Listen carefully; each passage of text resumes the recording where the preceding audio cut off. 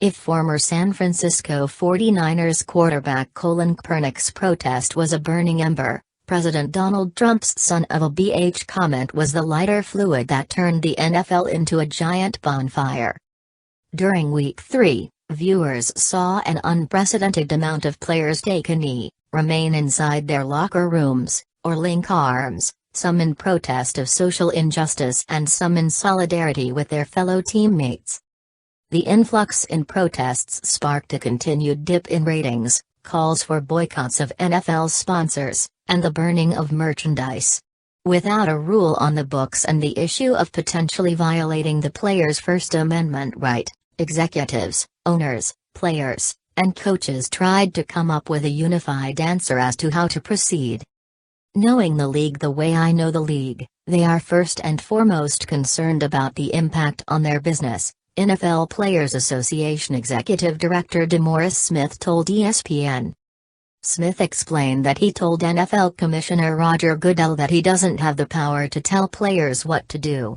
On Tuesday, ESPN reported that about 25 team owners sat down at the league's headquarters for a committee meeting. While the meeting was scheduled before the eruption of the protests, ESPN noted it quickly turned into 2 days of the invested parties racking their brains to answer the question, "What are we going to do?"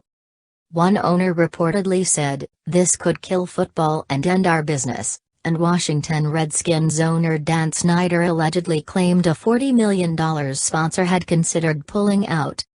At one point in the meeting, players came in, and according to New England Patriots safety Devin McCourty, a productive dialogue ensued.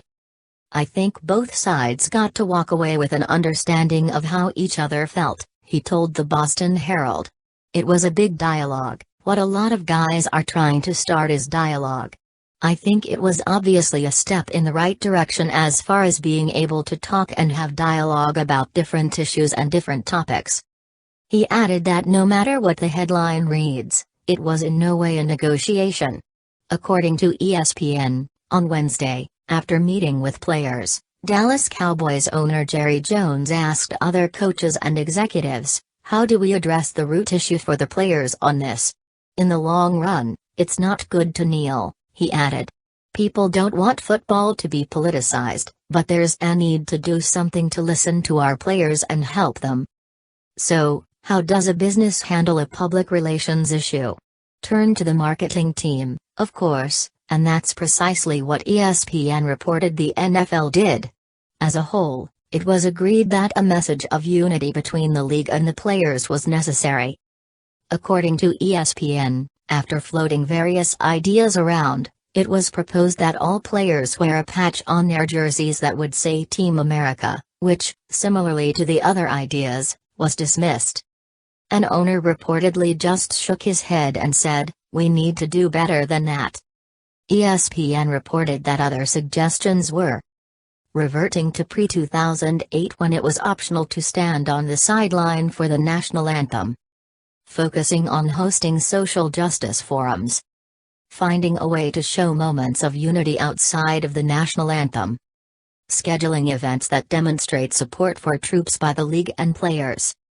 Ultimately, no concrete solution was settled on, but based on ESPN's inside report of the meeting and McCourty's interview, it seems both sides are hoping to find one that not only unifies the league, but gets the protests message across without alienating fans.